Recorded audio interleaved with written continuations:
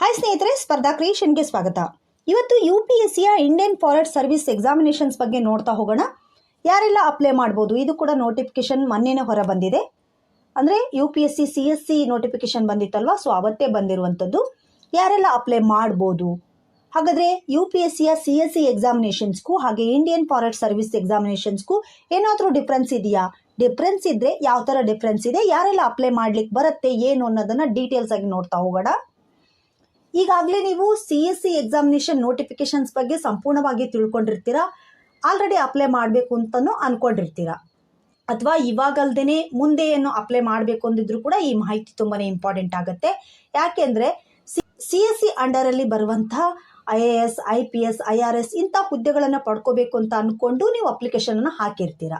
In case ನೀವು IFS ಆಗಬೇಕು ಅಂತ ಅಂದಿದ್ರೆ, ಇಂಡಿಯನ್ ಫಾರೆಸ್ಟ್ ಸರ್ವಿಸ್ನ ಒಂದು ಅಧಿಕಾರಿ ಆಗಬೇಕು ಅಂತ ಏನಾದರೂ ಅಂದ್ಕೊಂಡಿದ್ರಿ ಅಂತಂದರೆ, ಆ CSC ಎಕ್ಸಾಮಿನೇಷನ್ಸನ್ನು ನೀವು ಅಪ್ಲೈ ಮಾಡಿದ್ರಿ ಅಂದರೆ ಅದರ ಅಂಡರಲ್ಲಿ ಈ ಅಧಿಕಾರಿ ಆಗಲಿಕ್ಕೆ ಬರಲ್ಲ.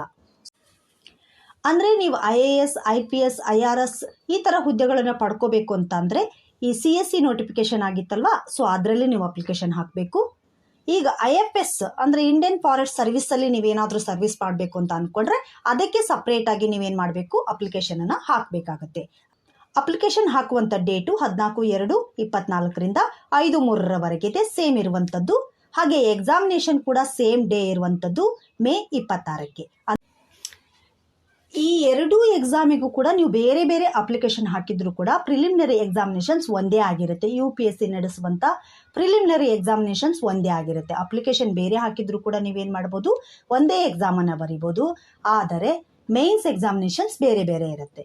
ಆ ಮೇನ್ಸ್ ಎಕ್ಸಾಮು ಇಂಡಿಯನ್ ಫಾರೆಸ್ಟ್ ಸರ್ವಿಸಿನ ಮೇನ್ಸಿನ ಎಕ್ಸಾಮನ್ನು ನೀವು ಅಟೆಂಡ್ ಮಾಡಬೇಕು ಅಂತಂದರೆ ಇವಾಗ ನೀವು ಈ ಅಪ್ಲಿಕೇಶನನ್ನು ಹಾಕಿರಬೇಕು.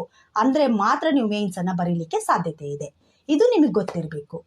ಮತ್ತು ಇನ್ನೂ ಒಂದು ಹೇಳ್ತಿದ್ದೀನಿ, ಅಟೆಂಪ್ಟ್ಗಳು ಇದರದ್ದೇ ಬೇರೆ ಅಟೆಂಪ್ಟ್ ಆಗಿರುತ್ತೆ, ಇದರದ್ದೇ ಬೇರೆ ಅಟೆಂಪ್ಟ್ ಆಗಿರುತ್ತೆ. ಸಾಮಾನ್ಯವಾಗಿ ಅಟೆಂಪ್ಟ್ಗಳು ಸೇಮ್ ಇದ್ದಾವೆ. ಜನರಲ್ ಕ್ಯಾಟಗರಿಯವರಿಗೆ 6 ಅಟೆಂಪ್ಟ್ ಇರುತ್ತೆ, OBC ಅವರಿಗೆ 9 ಇರುತ್ತೆ, SC ST ಅವರಿಗೆ ಅನ್ಲಿಮಿಟೆಡ್.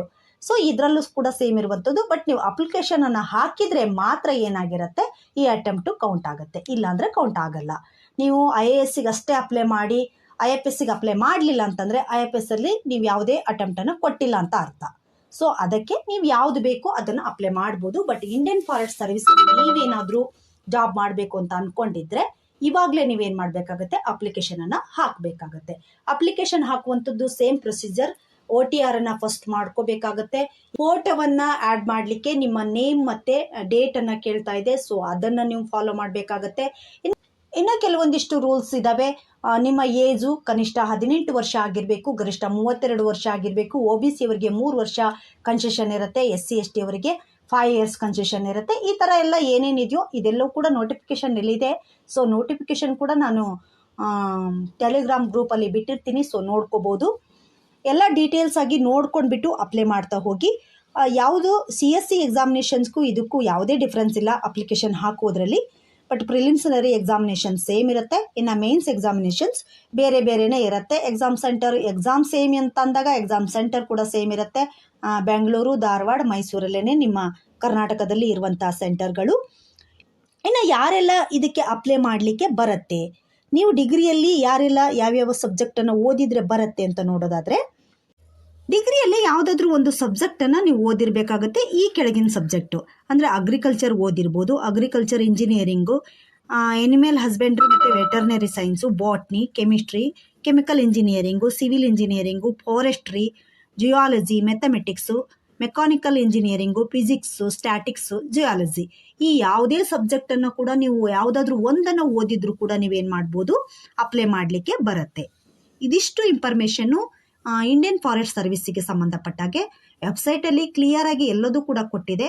ಬಟ್ ಸಪ್ರೇಟಾಗಿ ನೀವು ಇವಾಗಲೇ ಅಪ್ಲಿಕೇಶನನ್ನು ಹಾಕಿದರೆ ಮಾತ್ರ ನೀವೇನು ಮಾಡ್ತೀರಾ, ಮುಂದೆ UPSC ನಡೆಸುವಂಥ ಪ್ರಿಲಿಮ್ಸ್ ಎಕ್ಸಾಮಿನೇಷನ್ಸಲ್ಲಿ ಒಳ್ಳೆ ಮಾರ್ಕ್ಸನ್ನು ತೆಗೆದುಕೊಂಡ್ರೆ ಮೇನ್ಸನ್ನು ಬರೀಲಿಕ್ಕೆ ಅಟೆಂಡ್ ಮಾಡಲಿಕ್ಕೆ ಸಾಧ್ಯತೆ ಇದೆ.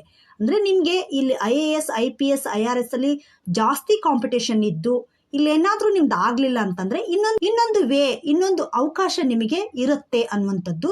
ಸೊ ಹಾಗಾಗಿ ಯಾರೆಲ್ಲ ಅಪ್ಲೈ ಮಾಡಲಿಕ್ಕೆ ಸಾಧ್ಯತೆ ಇದೆಯೋ ಅಂಥವ್ರೆಲ್ಲರೂ ಕೂಡ ಇದಕ್ಕೂ ಕೂಡ IFSCಗೂ ಕೂಡ ಏನು ಮಾಡಿ, ಅಪ್ಲೈನ ಮಾಡ್ಕೊಳ್ಳಿ, ಮತ್ತೊಂದು ಚಾನ್ಸನ್ನು ಪಡ್ಕೊಳ್ಳಿ. ಓಕೆನಾ? All the best.